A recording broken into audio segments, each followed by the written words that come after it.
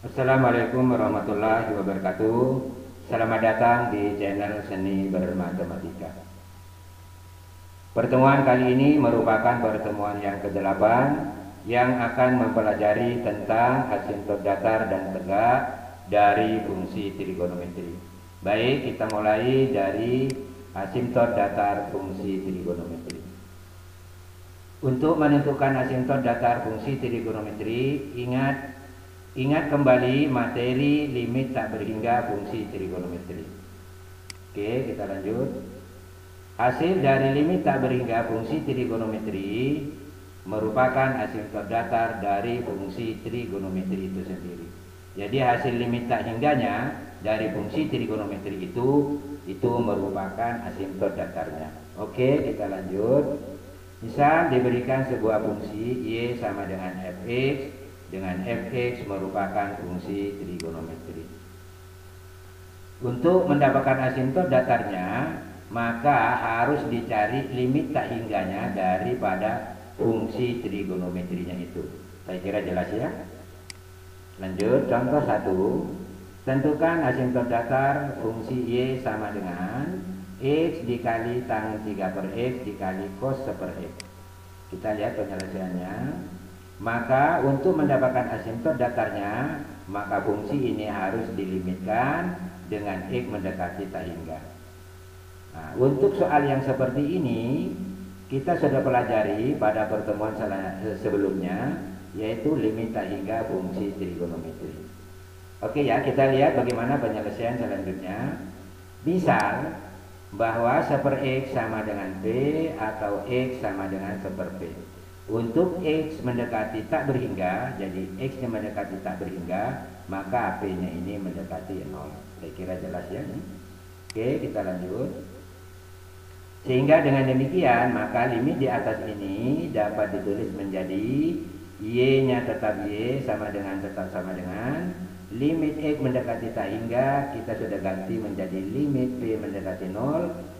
Lanjut, x-nya itu adalah sama dengan 1 per p. Ini 1 per p. Tangen 3 per x itu dapat ditulis menjadi tangen 3p. Sedangkan cos 1 per x itu bisa kita tulis menjadi cos p. Saya kira jelas ini ya. Kita lanjut. Nah, ini dari slide sebelumnya tadi. Untuk menyelesaikan soal limit ini, maka p-nya sebentar ini menjadi penyebut daripada 3p. Kita lihat.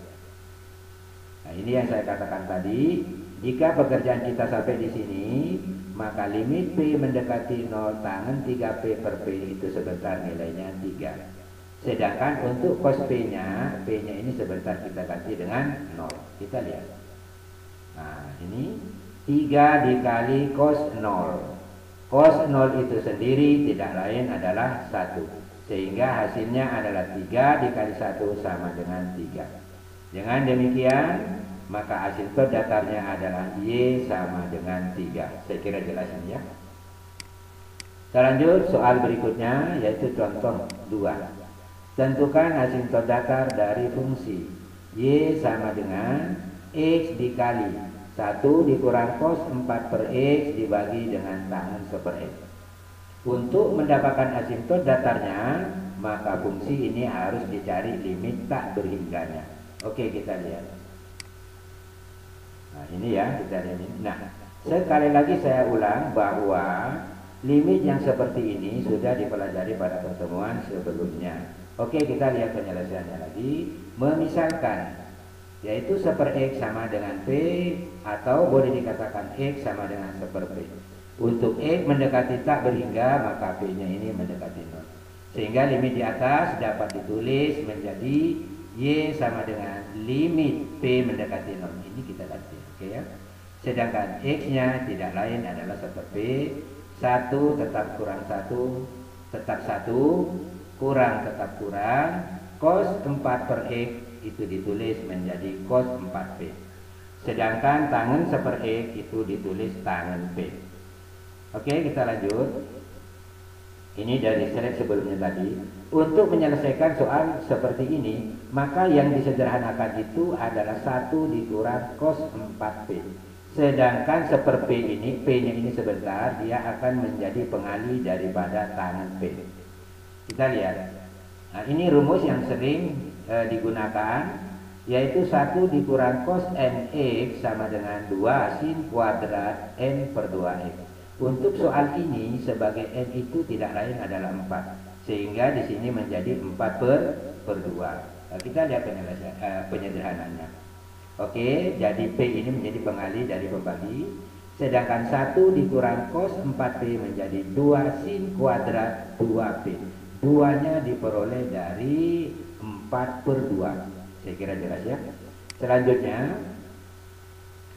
Y sama dengan limit P mendekati 0. 2 sin kuadrat 2P itu diuraikan menjadi 2 sin 2P dikali sin 2P. Dibagi P kali tangan P. Ini pembaginya. Untuk selanjutnya dikelompokkan menjadi seperti ini. Jadi Y sama dengan limit P mendekati 0, 2 sin 2P dibagi dengan P, lalu dikali sin 2P dibagi dengan tangan P. Supaya menuju ke rumus. Sehingga dengan demikian, maka hasil limit tak hingganya adalah 2, ini tetap 2. Sin 2P per P itu jawabannya 2 per 1. Ini 2 per 1. Ini 2 dan koefisiennya ini 1. Dikali sin 2P per tangan P. Koefisien P untuk pembilangnya ini adalah 2. Sedangkan untuk penyebutnya ini 1. Ini tidak ada, ini tidak ada. Harusnya di sini kali. Sehingga hasilnya adalah 2 kali 2 kali 2 dibagi dengan 1 kali 1. Maka jawabannya adalah 8. Dengan demikian, maka asimtot datarnya adalah Y sama dengan 8. Oke ya, saya kira jelas ini. Kita lanjut. Yaitu bagian B, asimtot tegak fungsi trigonometri. Mari kita lihat.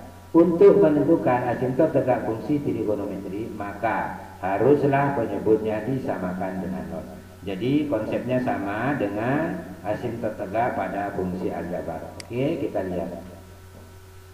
Prasyarat untuk menentukan asimtot tegak fungsi trigonometri adalah persamaan trigonometri. Ya, yang seperti apa bentuknya kita lihat di sini. Yang pertama, sin X sama dengan sin alfa, maka X sama dengan alfa ditambah K kali 2pi. Ini namanya periode. Atau X sama dengan V dikurang alfa dikali ditambah K kali 2pi dengan K-nya adalah bilangan bulat. Ini untuk sin. Untuk cosnya, cos X sama dengan cos alfa, maka X sama dengan alfa ditambah K kali 2pi.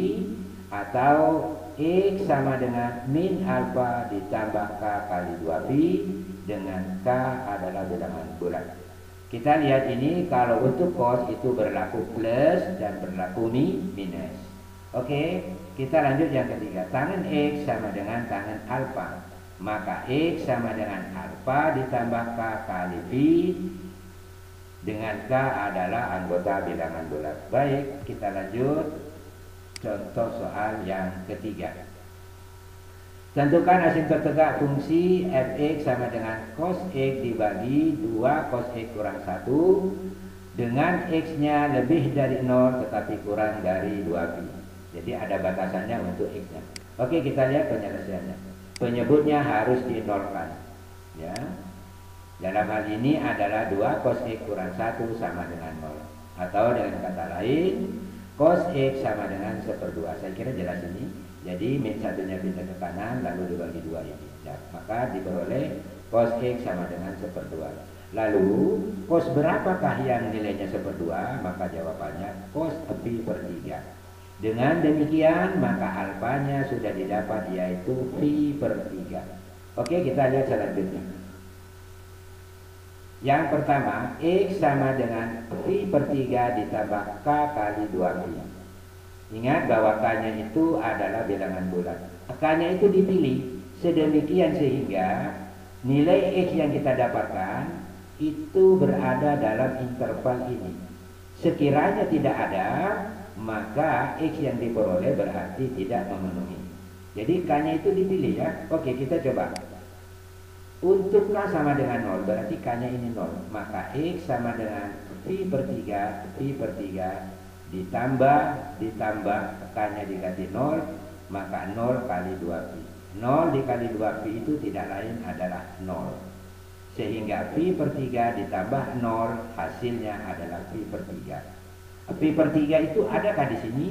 Tentu jawabannya A, ada. Sehingga dengan demikian X sama dengan Pi per 3 itu memenuhi. Saya kira jelas ya. Kita coba lagi untuk K sama dengan 1. Jadi K-nya ini diganti 1, maka X-nya sama dengan Pi per 3 ditambah 1 kali 2Pi. 1 kali 2Pi itu tidak lain adalah tetap 2Pi. Oke, sekarang kita sebut saja bilangannya. Jadi 2 ditambah dengan 1/3 itu jawabannya 2/3. Saya kira jelas ya, 2/3. Sedangkan X-nya paling tingginya itu hanya 2. Dengan demikian 2/3Pi itu tidak ada di sini. Saya kira jelas ya. Sehingga X sama dengan 2/3Pi tidak memenuhi. Saya kira jelas. Jangan lagi dicoba untuk K sama dengan 2. Pasti akan lebih besar lagi hasilnya X. Oke, kita lanjut yang kedua. Yaitu X sama dengan min Pi per 3 ditambah K kali 2Pi. Sekali lagi bahwa K-nya itu dipilih sedemikian sehingga X-nya itu berada dalam interval ini. Oke, kita coba. Bagaimana jika K sama dengan 0? Berarti ini kita ganti 0. Maka akan diperoleh X sama dengan min Pi per 3 ditambah 0 kali 2Pi. 0 dikali 2Pi tidak lain adalah 0. Min Pi per 3 ditambah 0, jawabannya min Pi per 3. Adakah min Pi per 3 di sini? Tentu jawabannya tidak ada karena X-nya di sini lebih besar dari 0, artinya positif. Sedangkan di sini adalah negatif. Sehingga X sama dengan min Pi per 3 tidak memenuhi. Saya kira jelas ya. Oke, kita lanjut bagaimana untuk K sama dengan 1. Berarti ini kita ganti 1. Sehingga akan menjadi X sama dengan min Pi per 3 ditambah 1 kali 2Pi itu sama dengan 2. Jadi 2 ditambah min 1/3 atau boleh dikatakan 2 dikurang 1/3 itu hasilnya 1/2/3. Maksudnya itu 1/2/3 Pi. Saya kira jelas. Apakah 1/2/3 ada di sini? Di sini 0, di sini 2. Adakah 1/2/3? Tentu jawabannya A, ada. Sehingga dengan demikian X sama dengan 1/2/3 Pi atau sama dengan 5/3 Pi itu memenuhi. Saya kira jelas ya. Tetapi kalau untuk K sama dengan 2, tentu dia sudah berada di luarnya interval ini, sehingga tidak perlu dicari. Maka dengan demikian asimtot tegaknya adalah X sama dengan Pi per 3 dan X sama dengan 5/3 Pi. Saya kira jelas ya. Kita lanjut ke soal berikutnya. Tentukan asimtot tegak dari fungsi fx sama dengan sin x per sin x kurang cos x. Di sini tidak ada batasan x. Berarti dengan demikian maka asimtot sebentar yang kita cari merupakan jawaban umum. Kita lihat penyelesaiannya. Harus penyebutnya sama dengan 0, saya kira jelas. Kedua ruas dibagi dengan cos x, maka akan diperoleh sin x per cos x dikurang tapi kurang cos X dibagi cos X nilainya 1 sama dengan 0 dibagi cos X tetap 0. Saya kira jelas ya. Ini sin per cos tidak lain adalah tangen X. Min satunya pindah ke kanan sama dengan 1. Sehingga tangen X sama dengan 1. Tangen berapakah yang nilainya 1? Tentu jawabannya tangen Pi per 4. Dengan demikian maka sebagai alfa adalah Pi per 4. Sehingga hasilnya X sama dengan, jadi ini X sama dengan Pi per 4 ditambah K kali Pi. Jadi sampai di sini pekerjaan kita tidak usah mencari nilai K, karena X-nya di sini tidak ada batasannya. Sehingga dengan demikian maka asimtot tegaknya adalah X sama dengan Pi per 4 ditambah K kali Pi. Oke, saya kira jelas ya. Baik, kita lanjut. Nah, ini ada soal latihan. Tolong soal latihan ini kita kerja ya. Dan perlu kalian tahu bahwa setiap soal latihan ini masing-masing saya sediakan kunci jawabannya.